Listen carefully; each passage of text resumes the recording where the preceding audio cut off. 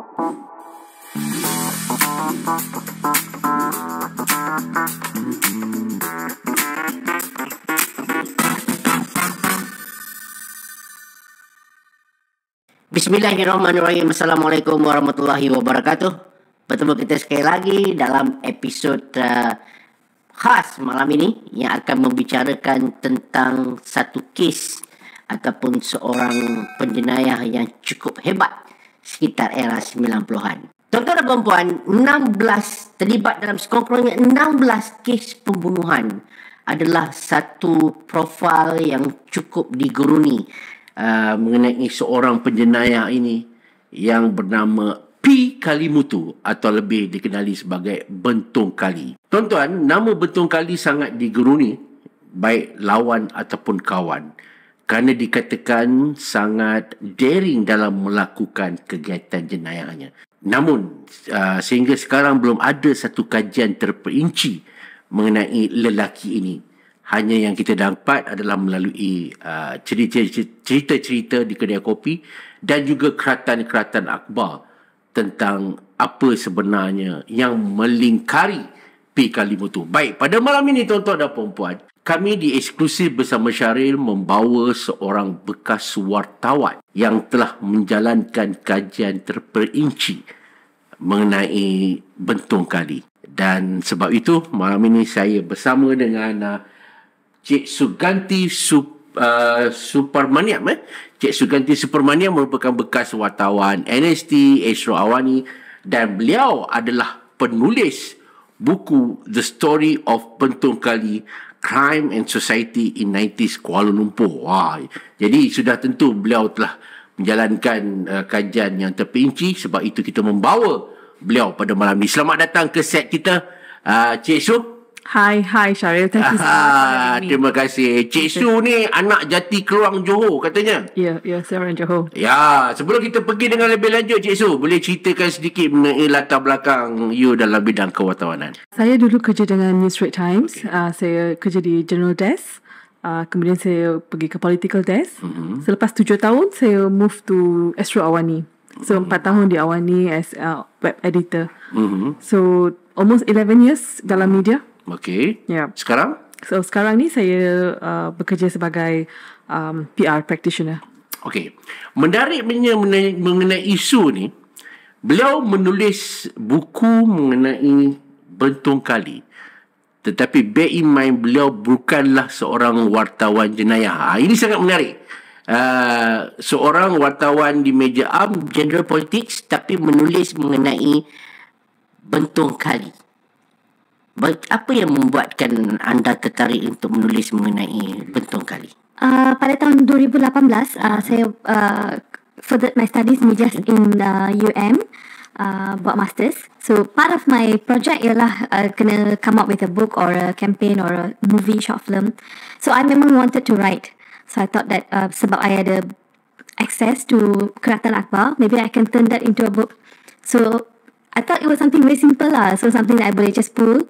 And that's where the idea to write about Bentong Kali came about. And I think among Indians kan mostly there are segelintir lah, not all, segelintir yang think that Bentong Kali ni is something like of macam some sort of a hero.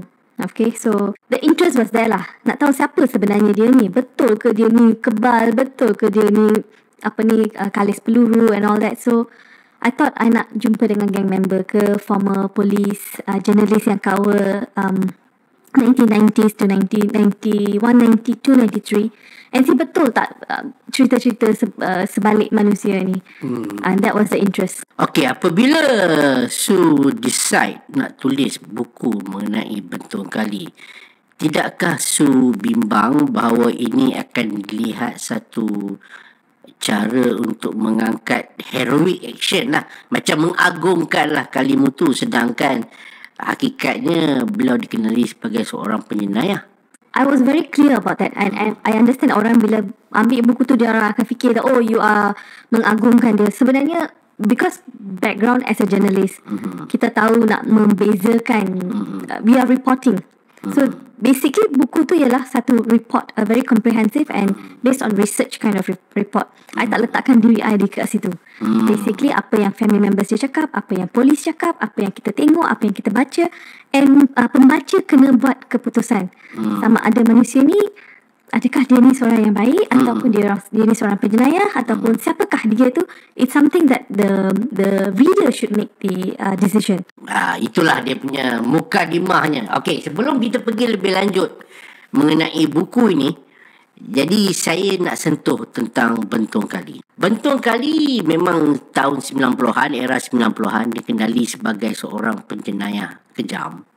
Tapi yalah, untuk generasi sekarang ni mungkin diorang tak tahu, diorang hanya mendengar nama Bentong Kali, Bentong Kali, Bentong Kali. Siapakah Bentong Kali yang sebenarnya? Actually Syahril, you're right. Sekarang ni memang ramai yang dah tak kenal. Generasi sekarang ni, especially Indians, bila you tanya pasal Kali, yeah, I've heard of him. Yeah, I think I know him. Tapi tak tahu sangat sebab lepas dia tu dah ada banyak gangster lain. Of course, diorang tak seberani macam Kalimuthu. And maybe tahun 90-an tu was, we don't have that much of gangsters to talk about. So Kalimuthu ni lahir dekat Betong, and hence his name Bentong Kali. It's a small village called Ketari. So dia grow up as a very simple family. Dia anak ke-8. Dan daripada apa yang saya dapati dari from his brother and nephew, his family, Kalimuthu ni seorang yang selalu dibuli masa dia kecil.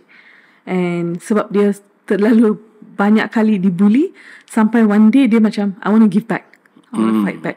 So of course bila you start hit back, you akan rasa berani kan. You dah boleh tumbuk orang balik, you boleh pukul orang balik.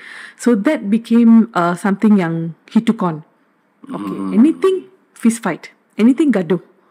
So daripada situ dah dia mula jadi gangster. And then kemudian dia start doing business, which is drugs. So from drugs, dia kena tangkap, dia keluar penjara, masuk penjara, and bermulalah kejaya dia sebagai seorang penjenayah and a drug dealer. Maknanya Bentong Kali ni derive daripada perkataan bentong lah. Exactly. Dia lahir di Ketari, Betong. Yes, Ketari. Itu yang melekat nama Bentong Kali. Yep. Maknanya masa muda dia banyak dihabiskan di Betong. Dan bila yang dia mula datang ke Kuala Lumpur tu? Kalimuthu ni bila kita tengok rekod polis, dia pernah ditahan semasa berusia 13 tahun atas kesalahan mencuri. 13 tahun 13 lagi tahun, yes. Mencuri di mana? Di Betong. Di Betong, okey. Yes. So of course there are other stories behind that yang dia kata, ada yang cakap that sebenarnya bukan dia curi tapi he was there at the wrong time, wrong place and all that. And tapi the story is apa yang berlaku pada waktu itu changed him. So he began to hate policemen sebab dia kena pukul. So dia mula melihat authority as someone yang dia nak resist. I will fight. That kind of mentality started at the age of 13. So of course dia dekat situ. And then Betong being a very small town, dia tak ada banyak job opportunity. Dia keluar. Dia datang ke Oakland Road. Jalan Kelang Lama. Itu ketika tu masa dia remaja? Habis already sekolah? 20s, ya. Okay. Dia belajar sampai sampai sekolah rendah sahaja. Oh, okay. Alright. Bukannya berpendidikan. Yeah. So, yeah. So, not much jobs. So, he came to KL and Oakland Road was dia punya base port lah. Yeah. Okay. Di Jalan Kelang Lama segalanya bermula. Yes. Dia bermula dengan apa? Dia kerja sebagai security, dia kerja di bakery, dia kerja sebagai macam-macam odd jobs. Okay. You're not educated, so anything. As long as yang boleh mendatangkan wang. Yes. Sehingga dia terjebak dalam pengedaran dadah. Yep. So dia mula berkawan dengan some groups, gangs. Gang 04. Gang 04. Yes. So bila dia mula join this gang, and he being a muscle man, slowly dia pun dah start lihat dia punya price. So dia boleh tumbuk, dia berani. So keberanian dia tu is dia punya, let's say, the strength. So a lot of people started make use of his strength. Sebab you berani kan, I boleh bagi you duit, you boleh buat apa saja. Okay. So at the time, money was the motivation. And slowly dia start to see that, okay, why should I work for others? I might as well set up my own gang. So that's why 04 Kelang Lama came about. And dia recruit the people that he was working with. And it was all based on friendship at the time. Okay, bro, I nak start gang, you join I bagi you, I can give you protection. Okay, if whatever happens, I will come in and help you. So kasihlah duit, whatever, like 4 ringgit, 40 ringgit, depending on what was the amount set. And that's how the whole thing grew. Itu cara dia mendapatkan pengaruh lah. Yep. Maknanya dengan kawan-kawan dia bagi duit, and then dia menjanjikan protection kalau ada apa-apa. So indirectly dia punya pengaruh lagi bertambah banyak, bertambah ramai. Tadi Su ada beritahu seawal umur 13 tahun lagi dia pernah dipenjarakan. Bukan dipenjarakan. Ditangkap kerana mencuri. Kemudian bila dia datang ke Klang Road, dia pernah tertangkap. Dia kena tangkap tahun 85. 85? Ya, tahun 85. Itu kes apa? Kes dadah. Kes dadah. Yes, kes dadah. So that one dia serve, dia kena buang negeri, dia hantar ke Pulau Jejak. Oh, Pulau Jejak. Yes. Okay. So Pulau Jejak, lepas dia pulang, of course dia continue balik apa yang dia buat. Tapi yang menariknya ialah dia punya karakter, perwatakan dia, yang orang the gang members, former gang members actually described as Big Brother.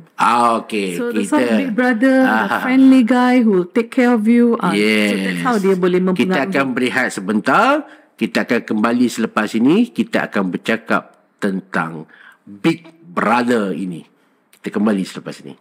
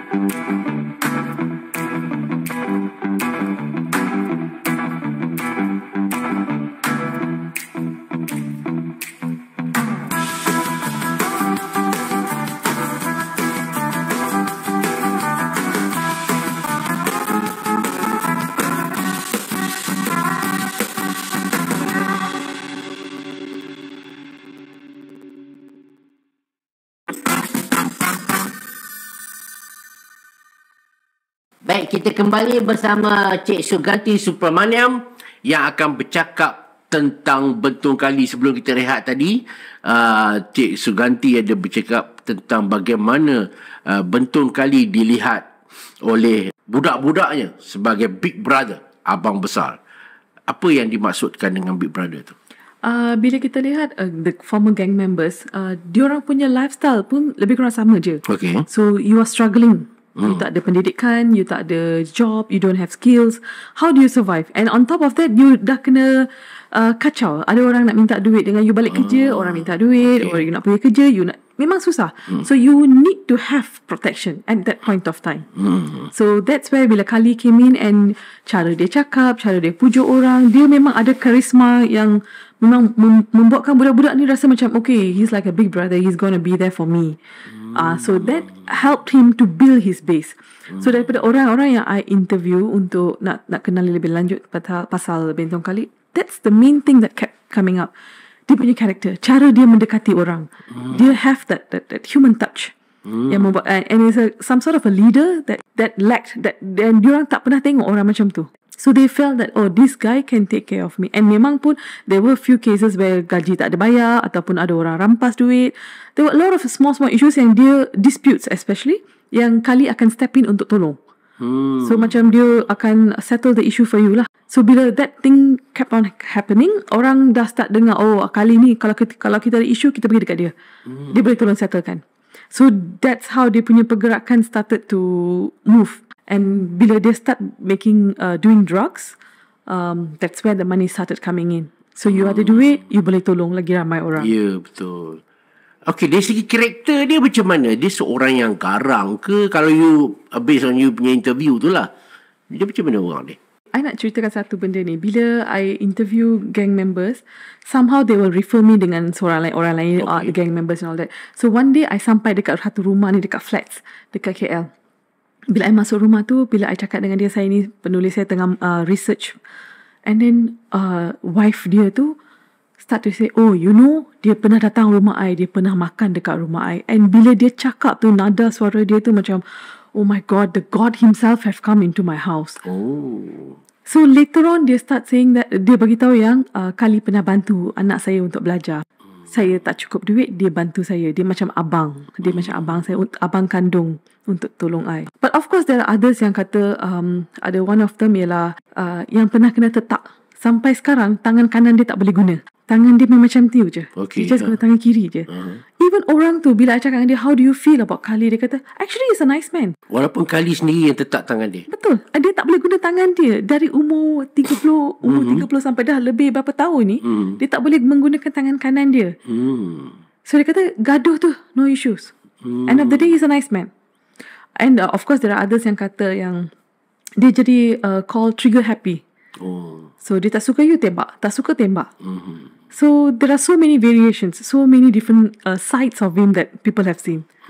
If you're lucky enough, you will be on the good side. Kalau kita bercakap tentang Kalimuthu, kita tak akan lupa bagaimana daringnya Kali ni, di mana dia boleh bertindak sewenang-wenangnya melepaskan tembakan ataupun trigger happy kepada orang yang dia tak suka. Betul. Ataupun yang mencari gaduh dengan dia. Bagaimana segalanya bermula? Mungkin kalau you boleh recall balik antara first case yang dia boleh jadi begitu.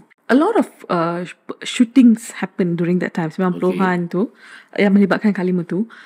Some of it yang saya, based on my research, is not all of it was done by Kali.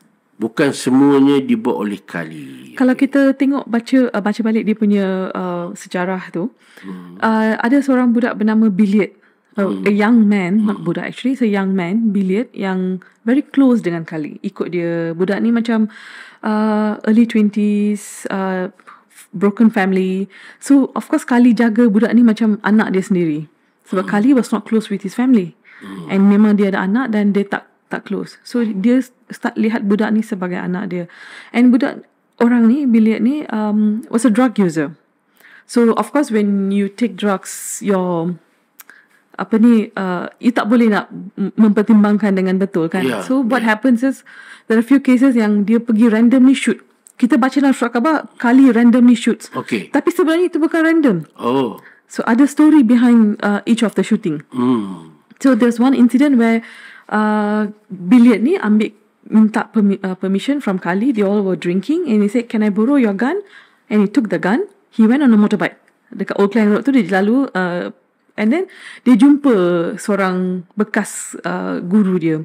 And budak Billiard tu teringat, oh masa sekolah dulu you pernah pukul I kan? Okay, shoot. And then dia left the scene. So bila polis ambil story tu, gun, and based on all this, okay, this is Kalimuthu's case. Being associated dengan Kali. This is Kalimuthu's shooting. Padahal Kali tak ada pun kat situ. So this is what the gang members told me. So bila benda tu dah settle, baru diorang tahu, oh this is actually dibuat oleh Billiard. And then Kali, because Kali masa tu already a wanted man. So kononnya apa yang dia kata, another case is not going to make a difference. Just add on to my account. Tentang keluarga pula, adakah dia berkahwin Kali ni? Okay, Kali berkahwin dengan seorang wanita bernama Maler. Maler ni duduk dekat Old Klang Road juga. So dia ada macam bau-bau bacang. So they got married, family ni. But back to Bentong, dia macam tak banyak benda yang boleh buat dekat Bentong. So that's why he left dia punya family and dia datang ke KL. So perhubungan antara mereka, dia dengan keluarga dia tak berapa rapat. So anak dengan isteri di Bentong, manakala Kali dekat Kuala Lumpur. Saya difahamkan bahawa perbuatan ganas Kali bermula, kononnya dia hendak membalas dendam terhadap kawan-kawan dia, satu geng yang betray dia masa dia ditangkap.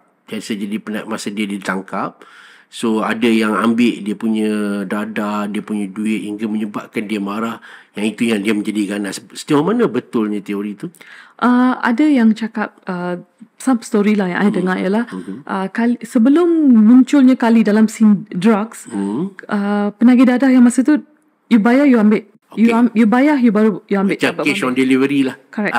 Correct. Cash on delivery. Okay. Tapi bila Kali masuk into the scene, dia start bagi kredit. Oh. Bila you ada duit, you bayar. Oh, begitu. Okay.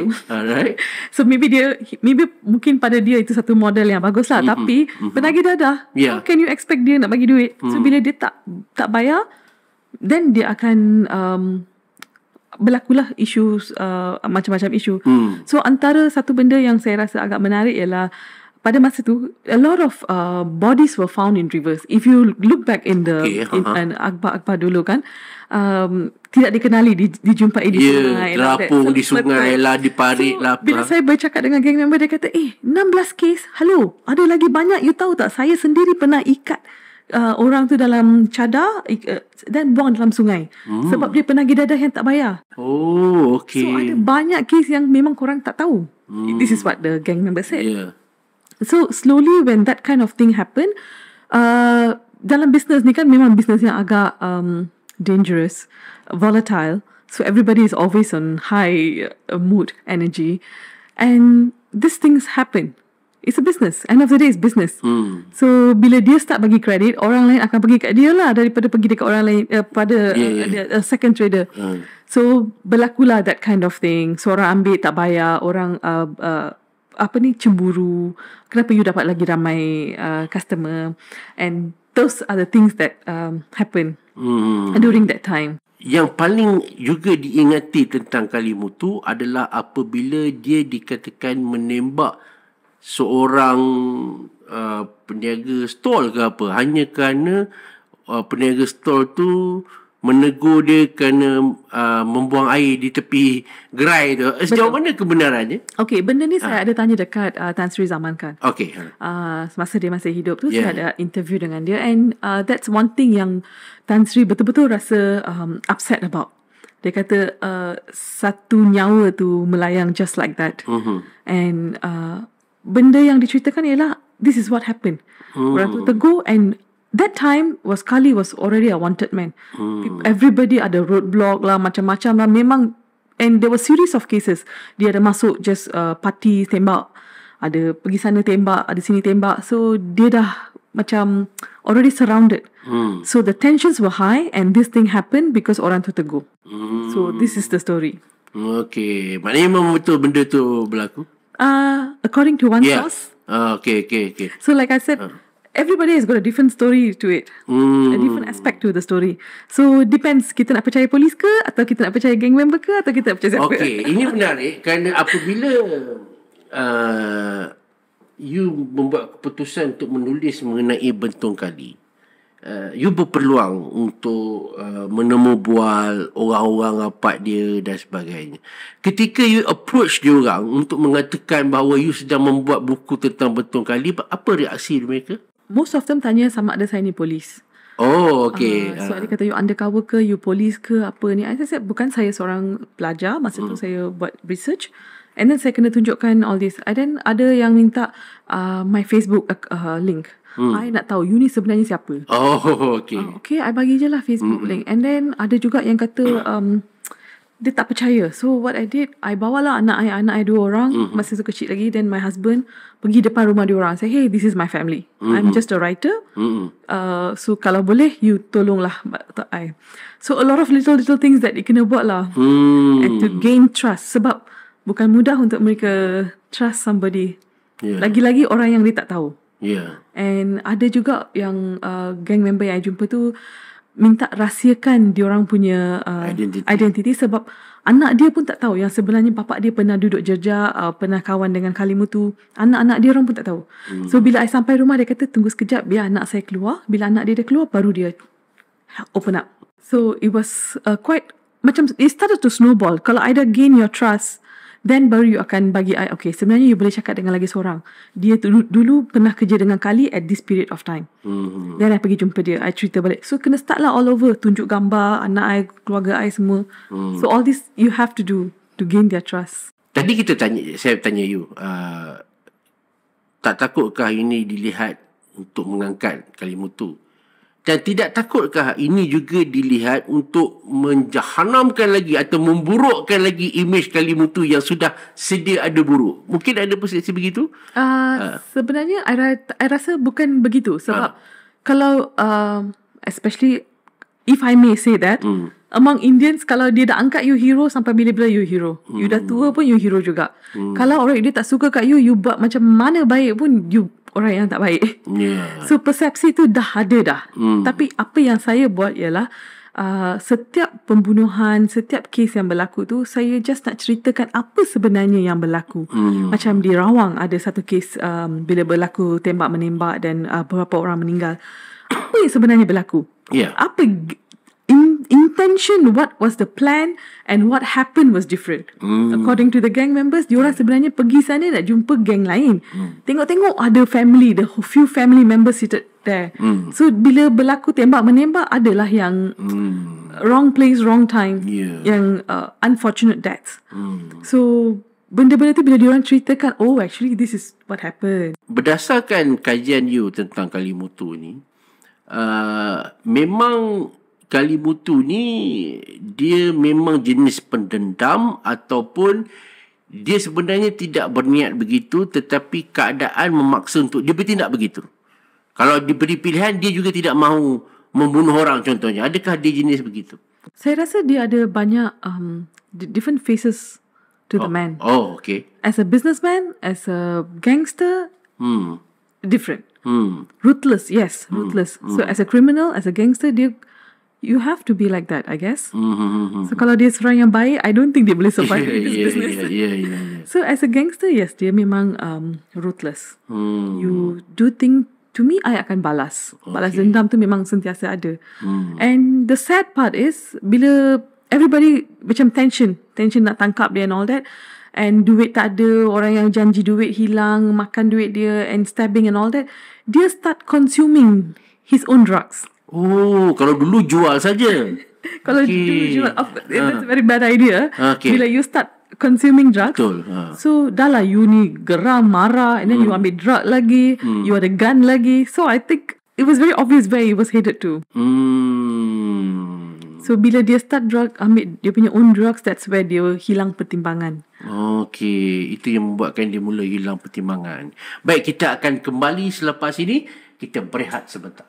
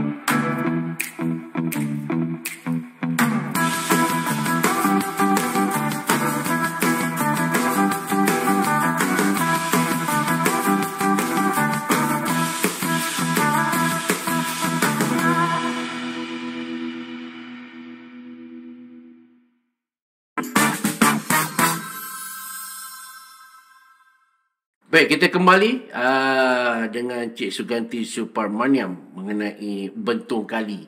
Satu kejadian yang saya sendiri pun takkan dapat lupakan adalah bagaimana insiden di Tanming Jaya pada 10 Jun 1993 yang cukup menggemparkan. Mungkin ramai yang tak nak tahu apa yang berlaku dalam insiden di Tanming Jaya yang melibatkan Bentong Kali. Silakan, Su. Tahun 1993 tu merupakan masa bila times were really hard Okay. for Kali. Okay, so dia kena shift lah, dia kena lari, dia kena keep moving, keep being on the move sebab police almost closing in on him. So dia ada seorang girlfriend masa tu. Okay. So nama girlfriend dia ialah Malati. Okay, so Malati ni dia ada dekat flat tu, dia orang di Taming Jaya area, dia ada ambil satu flat and dia orang start working on their drug, making it into their drug lab. So di situ dia ada process drugs and then packaging. So everything was done in that flat that a lot of people did. I mean, of course, no one knew. So this was one of the operation center. So apa yang diberitahu ialah Malati ni seorang yang suka berpakaian cantik. Dia mau dilihat cantik. And bila kawasan flat kan, bila you kena naik turun, ada budak-budak kacau dia. Bukan budak lah, orang guys. Usik dia. Betul. So bila dia kena usik tu, dia bagi tahu dekat boyfriend dia, ada orang kacau I lah, you datang sound sikit. Okay. So boyfriend dia pun datang lah. Kali ni datang lah. So kali he brings rides a big bike. Okay. So bila dia bawa bike tu, dia park malam, benda ni berlaku waktu malam. Okay, dia datang nak jumpa girlfriend dia, nak tengok dia punya lab the drug processing lab. So ada orang tegur dia, nama orang ni Muthu. Muthu tegur dia, you punya bike bising lah, kenapa malam-malam bike you bising? Lepas tu Kali diam. Okay, this is what I'm just trying to explain to you what happened. So Kali diam, he started to walk. Then orang ni, I think he must have been a bit upset. Kenapa you tak layan I? So dia bawa some spinner. So you know I can do this to you, I can buat macam ni, kenapa you tak nak jawab I? So Kali tengok dia, ambil gun, shoot. So bila dengar tembakan, so orang dah start coming out of the flats and say what's happening. So dia cakap dengan Malati, get your stuff and let's go. So Malati pun panik, dia ambil dia punya pasport Malati and turun. Dalam dia punya waktu tu, dia terlupa Kalimuthu punya pasport. That is his latest passport with his latest photo bila dia clean shave. So bila polis masuk, dia orang dah dapat gambar terbaru Kali. So bila insiden tu berlaku, dia orang dua ni dah keluar daripada daripada flat area, go back safe. Few days later, Kali macam tak puas hati. Alamak, my money, my lab, everything is gone. That fella, I kena pergi jumpa dia balik lah. I kena juga cari. Sebab masa tu Muthu ada beberapa orang bersama dia. I nak juga lepaskan geram. I tak puas. So bila diorang pergi, kebetulan a few days later, bila diorang pergi ke tempat tu, bila Kali dengan kawan dia pergi, adalah satu birthday party happening. So birthday party tu diorang masuk sebab that's near the flat area kan, one of the houses units. Dia pun start scanning lah muka-muka, ada tak muka yang kenal. Dan ada orang tanya, kau ni siapa? Who are you? What are you doing here? Lagilah dia memang in a bad mood kot. So he shot, keluar. So that's where you have the story where Kali just crashes into a birthday party and shoots people. Berapa orang yang ditembak masa tu? If I'm not mistaken, about 3. Okay. Macam cowboy pam macam tu Sebab dia tengah geram, duit dia hilang, orang yang menyebabkan dia in that situation is not there. So geram. So it was a very big mistake on his part. Okay. Very emotional state. Itu membuatkan gerakan memburu Kali lebih dipergiatkan. Yes, betul. Dan topik yang saya rasa yang kita tak sabar nak tunggu adalah macam mana bila you interview Sri Zaman Khan. Dia ada satu cerita yang sangat menarik, saya percaya. Okay, Kali dan Zaman Khan, silakan. Apa yang Tan Sri bagi tahu dekat saya ialah, first thing he said, he's a very handsome fellow, you know. Those were his exact words. So dia kata kalau dia memang very stylish guy. Dia memang Kalimuthu ni very stylish and dia memang nak nampak very good looking. Pakai baju cantik, kena rambut macam, I don't know, maybe in the 90s beralun kot rambut. So that was Tan Sri's first words. And then dia kata Kali ni seorang yang berani, sangat berani. There's one incident where Kali called Tan Sri's office and dia cakap dengan Tan Sri punya PA, Zainab, mana itu Zaman Khan, kalau dia berani suruh dia tangkap sama saya. To which she said, kalau you berani, you cakaplah sendiri dengan dia. So that was what Tan Sri said, that berani orang ni, just you dah lah penjenayah yang dihadaki, and you berani boleh call and say, kalau you berani, you tangkap saya. So that's who Kali was. Very daring. Then Tan Sri had also spoke about how police masa tu kerja siang malam. They kept on changing people for months. Diorang tak jumpa anak isteri dia kerja sebab they have to rotate. Untuk memburu kali tu towards the end was very intense. So a lot of he said almost 1,000 personnel were put on for this project. For the task force to identify him, to capture him. Dan operasi memburunya dikenali sebagai Ops Buncit. Okay, that is actually an interesting story. Okay. Menurut cerita yang saya dapati daripada polis, ialah ada seorang police informant. Okay. Okay, dia ni memberi maklumat apa yang berlaku tentang the underground ni kepada polis. It's a Chinese man yang ada perut buncit. Oh, okay. Okay, so masa tu among the underground tu dah ada talks that siapa yang boleh shoot this guy, we give you money. Okay. Okay, and of course Kali took that challenge and tembak orang tu depan rumah dia, tembak. Oh. So benda tu berlaku dekat Kepong. Oh. So dia dah ambil duit, dia dah ni, but among police not happy. How can you berani pergi tembak informant? Okay, to avenge lah sort of his death, they started this operasi untuk buru Kalimuthu, and it was named Ops Buncit. Oh, Ops Buncit tu bukan refer pada Kalimuthu, Tak. tapi refer pada pemberi maklumat Yes. mengenai Kalimuthu. Yes, bukan dia bukan memberi maklumat pasal Kalimuthu, dia memang is an informant. Dia memang informant. Okay, so it was like they inform a lot of stuff like what's happening or whatever. So memang dah ada orang identify nak bunuh dia. Tapi siapa yang nak bunuh?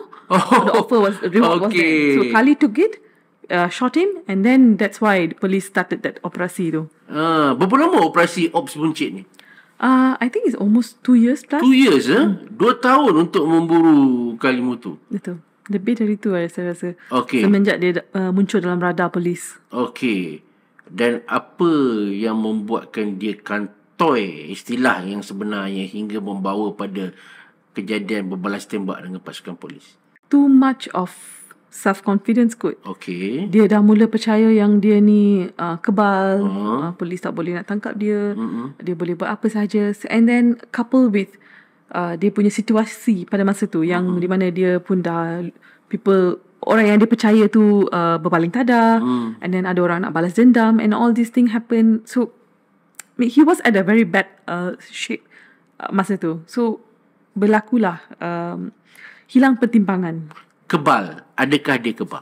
Apa yang saya dapati ialah ada banyak cerita menarik yang dia suka pergi ke Thailand untuk dapatkan tattoo, mendapatkan perlindungan. Dia pakai tangkal yang menyebabkan you tembak pun dia tak mati. Dia boleh just hilang lah, macam tu lah, macam ni lah. But we all know that is not true. So it could be that you bayar lah.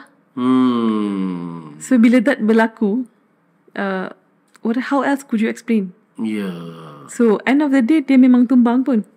Ditembak. Okay. Tapi dalam kes yang dia ditembak mati tu, his family side believe that dia shoot himself. Keluarga dia percaya dia bunuh diri, dia bukan ditembak. Betul. Yang dia kata yang adik saya dah bagi tahu dia tak akan boleh ditangkap hidup. Dia akan mengambil hidup dia daripada let police shoot. Bila kita cakap dengan polis cakap no, he was shot dead. He was shot dead. So this group of people akan continue believe apa yang dia nak. Itu yang menariknya. Bila you menulis buku ni, you akan dapat maklumat daripada pelbagai sources dan pelbagai versi. Betul. Di pihak keselamatan, ini versi dia. Di pihak keluarga, ini versi dia. Di pihak musuh, ini versi dia. So dalam membuat buku ni, berapa lama you buat buku ni? Saya ambil masa lebih kurang 6-7 bulan. 6-7 bulan, maknanya Su dah interview orang-orang rapat dia, polis, ialah yang berkaitan. Apa yang Su boleh daripada 6-7 bulan buat buku ni, setelah you interview orang tu, pelbagai versi yang you dapat, apa yang you boleh simpulkan tentang Kalimuthu? Kalimuthu memang betul-betul touch the lives of all these people. Tadi yang saya ceritakan, orang tu walaupun dia hilang dia tak boleh guna tangan dia. This right hand, it's not even left, it's your right hand. Tak boleh guna, tapi dia masih boleh cakap benda yang baik pasal Kalimuthu. So itu membuatkan saya rasa macam, are you sure? Betul ke manusia ni macam ni? Because we always hear the violent side of him, ruthless side of him. Bila ada juga orang yang cakap, oh, dia ni sebenarnya ada baik hati. One incident yang I would like to share is dia dulu kerja sebagai tarik kereta. Okay, car processing. Okay, car processing. So dia dah tarik, dah jumpa satu kereta tu. Dan memang dah lama cari kereta tu dekat Puchong. Dah jumpa. Okay, dia sebelum dia buat call untuk panggil the possessor, dia tengok dalam kereta tu ada budak kecil tidur. So dia pun tanyalah, siapa owner ni? Tengok ada mak dia buat pasar malam, kerja dekat pasar malam. So the wife, that lady actually cakap dengan dia, sebenarnya husband I ambil hutang. Kereta ni nama atas husband I, tapi I kerja pasar malam. And I tak ada tempat nak tinggalkan anak I. Tolonglah, jangan buat apa-apa hari ni, please. And ada orang sebelah dia, Kalimuthu, yang 2 orang sebenarnya yang pergi untuk possess the car. Dia cakap dengan saya, he was surprised kali, kata, okay, tak apalah, lain kali lah, this is not, bukan rezeki I untuk hari ni. And let the person go, because dia kata kesian tengok anak tu, mak tu susah payah kerja dekat pasar malam, anak dia dekat kereta. So that's one side of him that people have seen. Apabila dia ditembak mati, isu dia tak habis kat situ. Masa orang kata apa, dekat majlis perkebumian dia pun ada juga isu yang timbul. Apa isu dia? More of police were already on lookout to destroy, hapuskan geng Kalimuthu. So mereka tak nak siapa-siapa yang anybody there yang left yang boleh start a new one. So they want to completely eradicate. So of course they were very careful. A lot of gang members couldn't make it, couldn't come out in open. Police were already on lookout, but memang diorang berjaya tumpaskan geng Kalimuthu pada masa tu. Sebab without Kali, tak ada nothing. There's nothing. Dia tak groom another leader to take over. And if he did, probably it's not so open. Kali ni I think more like Tamil film lah. They need to be out there. But I think the real people yang involved in money dealing is not seen. And one of the things yang diorang bagi tahu pada saya lah, masa Kali hidup, dia punya protection money and all that, every week they will make at least 150,000, 200,000 per week. Which is a huge money at that time. Ya, betul. So lepas dia mati tu, lepas mati tembak, what happened to that money? Yeah. What happened? Siapa yang sebenarnya pegang duit tu? So that is, I think, is a very interesting angle. Siapa? Masih menjadi tanda tanya. Betul. Okey, bagaimana dengan penjualan buku ni? Bila buku ni dibuat, bagaimana dia punya sambutan? Ramai yang sebenarnya tampil ke hadapan, message saya dalam Facebook, jumpa dengan saya and bagi tahu versi mereka. Oh. Which I was quite surprised. Because diorang kata, sebenarnya benda ni berlaku, you tahu tak? You tulis buku ni, did you know about me? And I said, I'm mana lah kita tahu. Betul. Kan? Ada satu cerita yang menarik. Dia kata from Klang to Kuala Lumpur, Kali naik minibus. Okay. Sebab dia already pengelak dah orang dah tahu dia naik minibus untuk mengelakkan daripada diketahui oleh orang, musuh dan juga polis. Ada juga yang kata, you tahu tak Kali Kali pernah berpakaian sebagai seorang wanita. Bila dia go out on this, seorang tak kenal siapa dia. Yang menariknya, dalam perjalanan dia naik minibus, itulah dia jumpa dengan kekasih dia. So cerita Kalimuthu ni ada banyak angle. Boleh buat drama. Betul. Okay. Bila you jumpa nak interview, of course macam you kata tadilah, ada yang enggan dikenali, ada yang tak nak bagi kerjasama, ada yang kalau boleh tak nak di-associatekan pun dengan Kalimuthu anymore sebab bagi atas alasan dia orang lah. Pernah tak you rasa susahnya nak siapkan buku ni kerana tak ada nak dapat kerjasama apa semua? Pada mulanya betul, saya memang rasa macam tarik handbrake. boleh tak, tapi saya rasa, saya percaya ada orang akan come forward to tell me. Sebab saya ada minta bantuan daripada seorang cikgu ni dekat Karak. Sebab dia ni orang MIC. Okay. So seorang ahli MIC, and bila saya jumpa dengan dia, saya kata, boleh tak cikgu, dia cikgu, tolong saya connect dengan family member dia atau kawan baik dia. So kalau dia tak tolong saya hari tu, sampai sekarang saya rasa saya tak boleh nak start.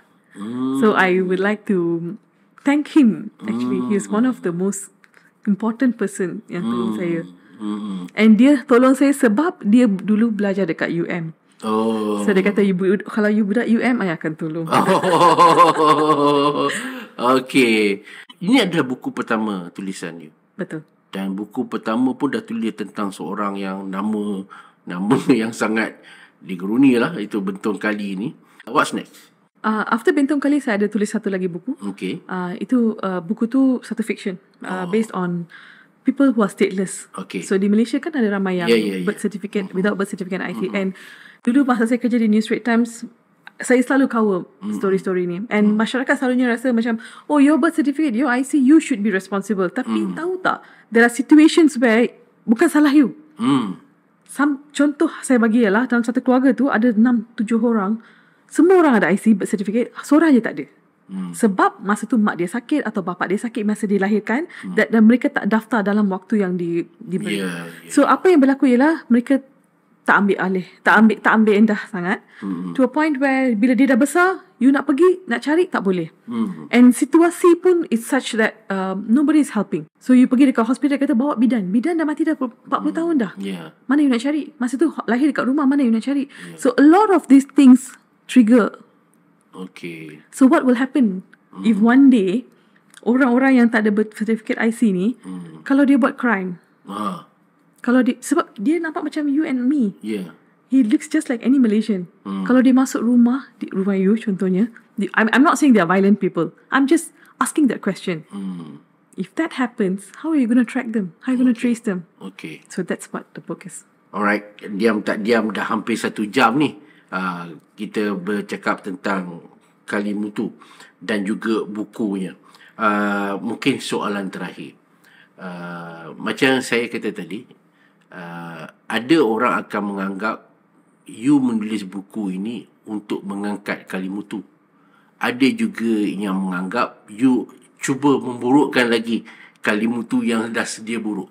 So dalam kesempatan ini, apa you nak cerita tentang persepsi ini? Bagi saya ini merupakan satu peluang yang baik untuk pembaca sendiri make a decision. Sebab as a former journalist, I am just stating the fact.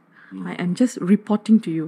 So it's terpulang pada pembaca. Sebab I bagi you versi baik, versi apa yang Mr. A cakap, Mr. B cakap, Mr. C cakap. So pertimbangan tu sepatutnya datang daripada pembaca. Apa respons pembaca setelah yang mana yang kata-kata yang bila diorang baca buku ni? Saya ada jumpa beberapa ahli geng kongsi gelap yang saya tak pernah jumpa selama ni, yang dia kata, diorang panggil saya kakak. Kata, Akak, you wrote the book. That's it. I just want to copy. Just sign. I tak kenal pun you. Tak apa. Dia cakap, I geng 08. Geng 04. I just want a book. Okay. Tapi I tanya, you boleh baca English tak? I tak boleh baca English. Okay. I just nak simpan buku ni. Okay. There are also people like that. Another version, I even happened to my own family. Kalau kita nak kahwin kan, bila ada good functions like that, people akan datang rumah dan bagi invitation. So this uncle came forward and I said, Uncle, I just finished writing a book. Dia tengok buku tu, dia terus keluar dari rumah. Dia tak suka. Dia kata, kenapa you nak tulis pasal orang ni? You tak ada orang lain ke nak tulis? Asal mama you pilih nak tulis pasal Kalimuthu? Okay, alright. Betul. Okay. So, ada juga orang macam tu. Sampai dia tak nak bagi kad dekat I dah. Dia bagi dekat husband I dan dia keluar. Sebab dia kata, orang ni it's a bad name for our community. Kenapa you tulis pasal dia? So, itulah. There are people who look up to him and there are others who don't. Dan sudah tentu orang akan tanya, mana nak dapat buku ni? Aduh, ini soalan berat ni. Silakan. Mesti orang nak tengok ni, orang tanya, okay, kami nak beli tak? Macam mana ni? Apa status buku ni? Kita fokus sikit. Okay. Silakan. Okay, so buku ni sebenarnya dah sold out. Dah habis dah. Okay. So, please give me some time for reprint. Once we go for reprint, then buku ni definitely boleh dapat beli dekat online. Anyway, saya akan put it up online untuk orang beli. Tunggulah. Kita reprint balik. Ni.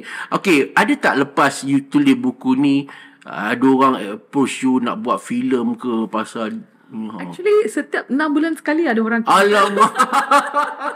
dia kata nak buat baru baca habis buku ni, saya nak buat movie. Adalah setiap 6 bulan, tapi belum ada rezeki. Okay, alright. Dan selalunya bila kita menulis buku tentang kisah benar ni, autobiografi ke apa semua, dia tak banyak sedikit dia akan menyentuh soal keluarga, family, penerimaan family. Kalau you tulis benda tentang tokoh masyarakat, of course family akan bangga. Tetapi ni you bercerita tentang penjenayah ni, bagaimana pula penerimaan family mendiang Bentong Kali itu sendiri? In that sense, saya rasa saya agak lucky. Sebab tadi saya kan ada beritahu pasal seorang cikgu yang tolong. So, menerusi cikgu tu, saya dapat mendekati keluarga dia. Dan sebab dia berdasarkan penyelidikan, mereka faham yang saya bukannya nak tokok tambah ataupun nak buat apa-apa additional to what he was already reported. So, it was already reported that he is a gangster. Okay. Apa yang saya Itu hakikat. Itu hakikat. Tak boleh dipertikaikan. So apa yang saya cuba dapatkan ialah a human interest, a human angle to this gangster, which came from themselves. Like the family background and how the parents were. Itu semua diberitahu oleh abang dia sendiri. Oh, abang Kalimuthu sendiri. Abang Kalimuthu sendiri. So buku ni you dapat bukan saja daripada kawan-kawan segangsteran dia, tetapi juga daripada family members sendiri. Betul. So saya telah cuba dekati ke almost all of the family members. Antara mereka ada 1-2 je yang kata okay, you boleh. So with the permission, I wrote this. Okay. Baik tuan-tuan dan puan-puan, itulah tadi diam tak diam dah hampir sejam juga kita bercerita tentang bagaimana Suganthi Cik Suganthi kita menghasilkan, asalnya tu nak buat tesis saja. Betul. Asalnya nak buat tesis saja, tetapi berakhir dengan menghasilkan sebuah buku tentang penjenayah hardcore ni, penjenayah terkenal era 90-an, iaitu Bentong Kali. Yang penting seperti mana Suganthi bagi tahu tadi, bukanlah niat beliau untuk mengangkat Bentong Kali, tetapi setidak-tidaknya Suganthi telah melakukan sesuatu documentation yang penting. Selama ni kita duduk dengar saja Kalimuthu dan untuk sekian kalinya, sekurang-kurangnya kita hargailah usaha Suganthi. Adalah benda yang documented sikit untuk generasi yang akan datang ataupun generasi sekarang, untuk mengetahui lebih lanjut siapakah Kalimuthu yang sebenarnya. Terima kasih Suganthi Suparmaniam kerana sudi bersama eksklusif bersama Syahril. Sekian, wabillahi taufiq wa hidayah. Wassalamualaikum warahmatullahi wabarakatuh. Bye-bye.